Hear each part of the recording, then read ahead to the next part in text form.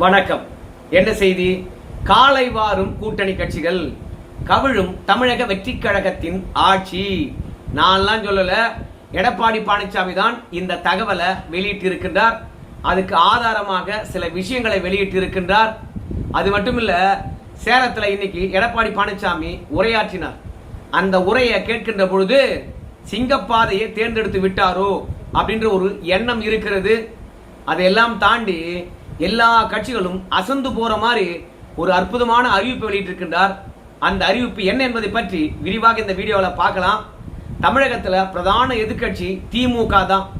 அந்த கட்சி கூட இந்த மாதிரி ஒரு முடிவை எடுக்கல. ஆனால் எடப்பாடி பழனிசாமி எல்லோருக்கும் முன்பாக முந்திக் கொண்டு இந்த முடிவு எடுத்திருக்கின்றார். இந்த முடிவுக்கு பின்னாடி என்ன ரகசியம் இருக்குது, என்ன அரசியல் சாணிக்கத்தனம் இருக்குது, சிங்கப்பாதை தானா இல்ல தொண்டர்களை சமாதானப்படுத்துவா இந்த அறிவிப்புகள், எல்லாவற்றையும் இந்த வீடியோவில் பார்த்துலாமா? அப்படின்னா இதுவரைக்கும் நம்ம சேனலை சப்ஸ்கிரைப் பண்ணாத நண்பர்கள் சப்ஸ்கிரைப் பண்ணிக்கிட்டு கொஞ்சம் நம்மளை சப்போர்ட் பண்ணுங்க. முதல்ல எடப்பாடி பழனிசாமி இன்னைக்கு சேலத்துல பேசினார் இல்லையா, அதிலிருந்து ஒரு சின்ன காணொளி பார்த்துட்டு வாங்க. காங்கிரஸ் ராஜ்யசபாவுக்கு அறிவிக்கப்பட்ட காங்கிரஸ் கட்சி வேட்பாளர் அவர் ஒரு கருத்து சொல்லியிருக்கார் வலைதளத்திலே. தமிழ்நாடு சமூக நீதி முற்போக்கு கூட்டணி என்ற ஒரு பெயரை வச்சுட்டாரு. உடனே கம்யூனிஸ்ட் கட்சிகள் எதிர்ப்பு தெரிவிக்கிறது. விடுதலை சிறுத்தை கட்சி அதுக்கு தெரியல, தெரிஞ்சவரை கருத்து சொல்ல சொல்லியிருக்காங்க. ஆக கூட்டணிக்குள்ள ஒரு குழப்பம் வந்தாச்சு. இது எத்தனை நாளைக்கு இந்த ஆட்சி நீடிக்கும் என்று தெரியல. காங்கிரசுக்கும் விசிகாவுக்கும் கம்யூனிஸ்ட் கட்சிகளுக்கும் ஏன் தமிழக வெற்றி கழகத்துக்கு இடையிலேயே பெரிய புகைச்சல் ஏற்பட்டிருக்கு. யாரால அப்படின்னு பார்க்கும்போது நம்முடைய பிரவீன் சக்கரவர்த்தி அவர்களால் தான். அவருக்கு மேலவை எம்பி பதவி கொடுத்தாங்க. அதோட போக வேண்டியது தானே. காங்கிரஸ் எப்போதுமே சரி பெரியண்ணத்தனத்துடன் நடந்துக்குதான். நாங்க இல்லைன்னா தவேக ஆட்சி இல்லை என்ற எண்ணம் அவங்களுக்கு வந்துருச்சா. அதனால நாம என்ன பண்ணாலும் சரி தவேகா தலையாட்டும். அந்த கூட்டணியில இணைந்து கொண்டு இருக்கிறவங்க அத்தனை பேரும் தலையாட்டுவாங்க. நாம வச்சுதான் சட்டம் அப்படின்னு காங்கிரஸ் நினைக்கிறதா. அதனாலதான் இல்லாத கூட்டணிக்கு பெயர் வைக்கிறார்களாம் பிரவீன் சக்கரவர்த்தி அவர்கள். சமூக நீதி முற்போக்கு கூட்டணின்னு பேர் வச்சார். அந்த கூட்டணியை விசிகா ஏற்றுக்கொள்ளல. காங்கிரஸ் திடீர்னு இந்த கூட்டணிக்கு பெயர் வச்சா நாங்க எப்படிங்க ஏற்றுக்கொள்ள முடியும், எங்களுக்கு உடன்பாடு இல்லை அப்படின்னு சொல்லிட்டாங்க விசிகாவினர். அது மட்டும் இல்ல, கம்யூனிஸ்ட் கட்சியை பொறுத்த வரைக்கும் நாங்க கூட்டணியிலே இல்லப்பா, நீங்க ஒன்னா உங்க கூட்டணிக்கு பெயர் வச்சுட்டு போங்க, நாங்க திமுக கூட்டணி தான் இருக்கிறோம் அப்படின்னு சொல்லிட்டாங்களாம்.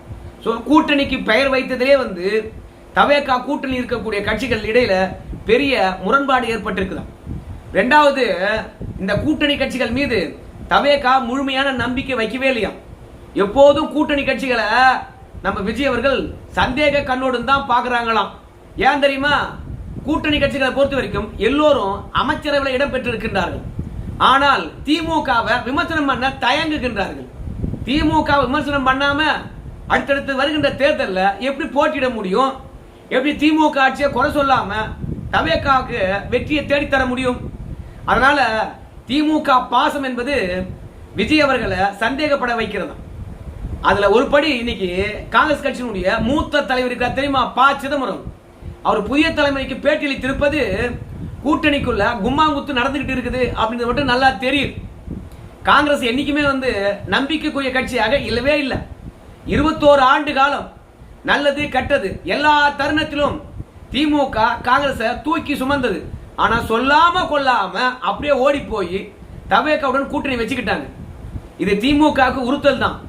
ஆனால் இன்னைக்கு ப. சிதம்பரம் அவர்கள் சொல்லியிருக்கிறாரு, நாங்க திமுகவுடன் சொல்லிட்டு தான் தவேகாவுக்கு ஆதரவளித்தோம். என்ன சொன்ன தெரியுமா திமுக கிட்ட? ஏங்க, இப்ப நாங்க ஆதரவளிக்கவில்லை என்றால் மீண்டும் தேர்தல் வந்தா அந்த தேர்தலை நீங்க சந்திப்பீங்களா? அதிமுக சந்திக்குமா? மக்கள் எதிர்கொள்ள முடியுமா? தேவையே இல்லைங்க அப்படின்னு சொல்லிட்டு தான் நாங்க தவேகாவுக்கு ஆதரவளிச்சோம். அது மட்டும் இல்ல, திமுக உறவு முறிந்து போய்விட்டதா, கசந்து போய்விட்டதா, பிரிந்து விட்டதா அப்படிலாம் கேட்காதீங்க. ஏன்னா திமுக காங்கிரஸ் உறவு பிரியவில்லை, கூட்டணி முறியவில்லை, கசந்து போய்விடவில்லை, இன்னும் கூட்டணியில் தான் நாங்க இருக்கிறோம் அப்படின்னு ப. சிதம்பரம் அவர்கள் சொல்லியிருக்கின்றாராம். இப்போ தமிழக வெற்றி கழகமானது என்ன சந்தேகப்படுதுன்னா, ஏயா திமுகவுடன் இருந்தீங்க, ஒரு மேலவை எம்பி வாங்கினீங்க, இப்ப தவேகாவுடன் இணைந்து இருந்தீங்க, இப்போ ஒரு மேலவை எம்பி வாங்கினீங்க, ஆனா திடீர்னு கிளம்பி போறீங்களா? எப்படிங்க இது? திமுக கூட்டணியில நீங்க இருந்தீங்கன்னு வச்சுங்களேன், நீங்க எப்படி உள்ளாட்சி தேர்தலை தவேகாவுடன் சந்திப்பீங்க? நாடாளுமன்ற தேர்தலை எப்படி தவேகவுடன் சந்திப்பீங்க?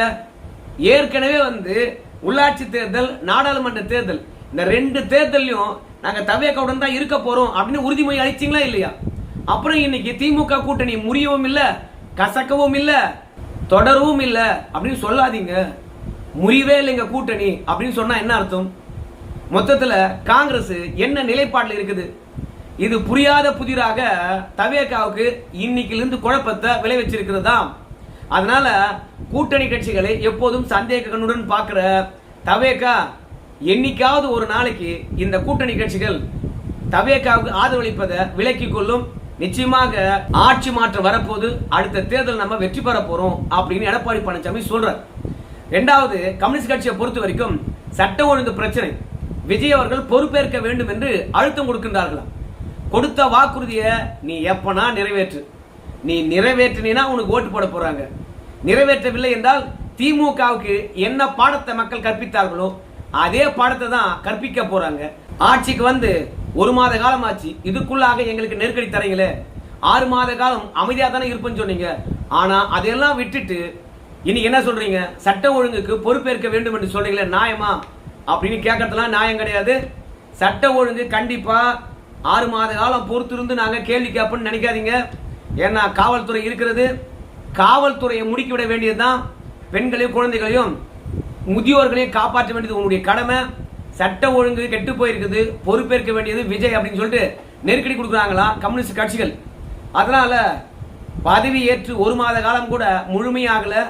இன்னைக்கு ஒவ்வொரு கூட்டணி கட்சிகளும் ஒவ்வொரு விஷயத்துல கருத்து முரண்பாடு ஏற்பட்டு நவகிரகம் போன்று ஆளுக்கு ஒரு பக்கம் திரும்பி நிற்கின்றார்கள். ஆனால் எல்லோருமே வந்து திமுகவை நோக்கியே நிக்கிறாங்க அப்படின்னு நல்லா தெரியுது. விசிகாவும் திமுக என்னதான் திட்டினாலும் சரி, நாங்க திடீர்னு திமுக விட்டு வந்தனால அவங்களுக்கு கோபங்க, அதனால அவங்க கோபம் நியாயமானதுதான் அப்படின்னு சொல்லிட்டு இன்னைக்கு கூட நம்ம வன்னியரசு அவர்கள் அமைச்சராக இருந்துகிட்டு திமுகவை தான் தூக்கி பேசுறாரு. அவர் அமைச்சரவையில் எதை இடம்பெற்றிருக்காரு? தவேக ஆட்சியில்.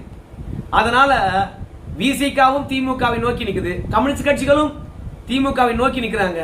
ப. சிதம்பரம் எங்க கூட்டணி இன்னும் முறியவில்லை, காங்கிரஸ் திமுக கூட்டணி தொடர்கிறது அப்படிங்கிறாரு. அப்புறம் எப்படிங்க இந்த ஆட்சி முழுமையாக 5 ஆண்டு காலம் நடக்கும்? அதனால இந்த ஆட்சியில நிர்வாக திறனின்மை இருக்கிறது, நிர்வாகம் சரியா செய்ய முடியல, மின்வெட்டு தொடர்ந்து கொண்டே இருக்கிறது. அதனால மக்கள் வெறுப்படைந்து கிடக்கின்றார்கள். இரண்டாவது, கொடுத்த வாக்குறுதியை ஒண்ணு கூட நிறைவேற்றவே இல்லை, ஏமாற்றம் தான் மக்களுக்கு மிஞ்சி இருக்கிறது.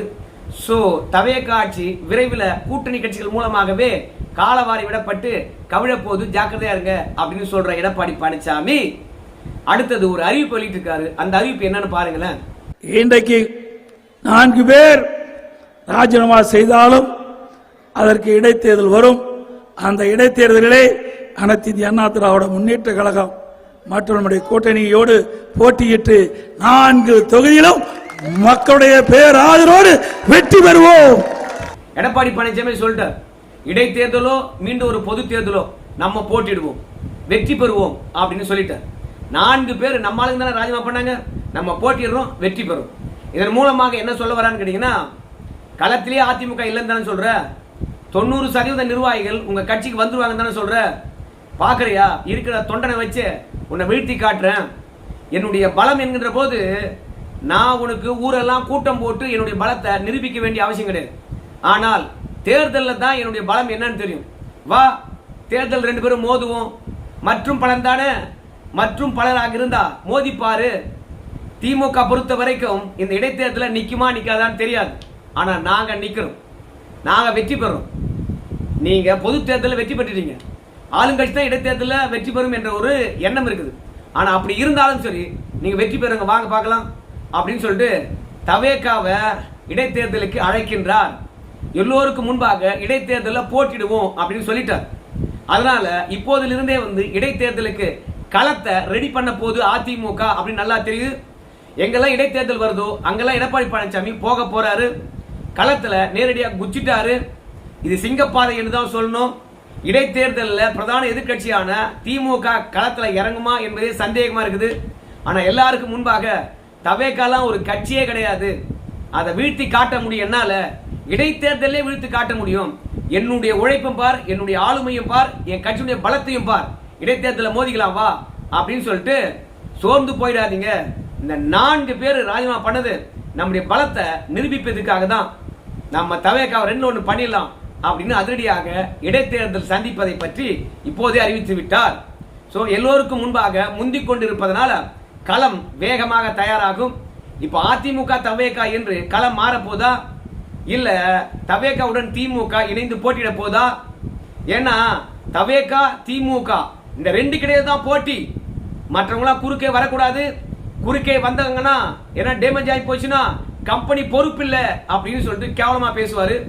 ஆனால் நாங்க ஒன்னும் மற்றும் பலர் கிடையாதுடா, உன்னை வீழ்த்த போற மக்கள் சக்திடா அப்படின்னு சொல்லிட்டு துணிச்சலாக இடைத்தேர்தலில் போட்டிடுவோம் என்று சொல்லிட்டாரு. சோர்ந்திருந்த தொண்டர்கள் சுறுசுறுப்பாயிருக்காங்க. கண்டிப்பாக இந்த 4 தொகுதியும் அதிமுக வெற்றி பெற்ற தொகுதி. அங்க போய் எடப்பாடி பழனிசாமி நாங்க என்ன தப்பு பண்ணோம், ஏன் தமிழகத்தினுடைய ஆளுங்கட்சியா இருக்கிறவங்க எங்க கட்சியை உடைச்சாங்க, 2வது கையில வச்ச மை கூட காணல, அதுக்குள்ளாக ராஜினாமா பண்ணிட்டு போறாங்கன்னா, ஓட்டு போட்ட மக்களுக்கு துரோகம் பண்றாங்கன்னா, அப்ப தவேகா தூய சக்தியா, இல்ல பேர சக்தியா, இல்ல குதிரை பேர சக்தியா, இல்ல சூட்கேஸ் மாடல் சக்தியா? அதனால மக்கள் முன்பாக தேர்தல் தருணத்துல இந்த தவேகாவை தோலுறுத்தி காட்டணும். வெற்றி பெறமோ அது தோல்வி அடையணுமோ, ஆனா தேர்தல் களத்துல தவேகாக்கு எதிராக களமாடுவோம். எங்க பலத்தை காட்டுறோம் பாரு. இங்க இருக்கக்கூடிய, அதாவது அதிமுக இருக்கக்கூடிய சில பதவி வெறியர்கள், பண வெறியர்கள் உங்க பக்கம் நகர்ந்து வரலாம். ஆனா உண்மை தொண்டர்கள் எங்களுடன் தான் இருக்கிறாங்க. பாக்குறியா, இத்தனை பேர் உன் பக்கம் வந்துட்டாங்கன்னு சொல்றல, பாக்குறியா எங்களை எதிர்த்து போட்டிட்டு வெற்றி பெறியா பாக்குறியா அப்படின்னு சொல்லிட்டு மோதிக்கலாம் வான்னு சொல்லிட்டு இடைத்தேர்தலுக்கு சம்மதம் தெரிவித்திருக்கின்றார். களத்துல இறங்கிட்டாரு. அரசியல் களமானது இனிமே சூடு எடுக்க போகுதுன்னு நினைக்கிறேன். சோ இடைத்தேர்தலில் எடப்பாடி பழனிசாமி வெற்றி பெறுவாரா, இல்ல மோதி பாத்துரும் ஐயா அப்படின்னு துணிச்சுடன் இறங்குறாரா? ஆதவர்ஜுனா போன்ற நயவஞ்சகக்காரன் ஊழல் பணம் வச்சிருக்கிறவனை எதிர்த்து போட்டிட்டு வெற்றி பெற முடியுமா? எந்த தைரியத்தில் எடப்பாடி பழனிசாமி இடைத்தேர்தலில் போட்டிடுவோம் சொல்லியிருக்கிறாரு? எல்லா கருத்தையும் நீங்க பதிவிடுங்க. உண்மையாகவே தொண்டர் பலமானது எடப்பாடி பக்கம் தான் இருக்கிறதா? இன்னும் கீழ்மட்ட நிர்வாகிகள் உழைக்க தயாரா இருக்கின்றார்களா? சோர்வில்லாம உழைத்து வெற்றியை பெறுவார்களா? உங்க கருத்து சொல்லுங்க. நன்றிங்க.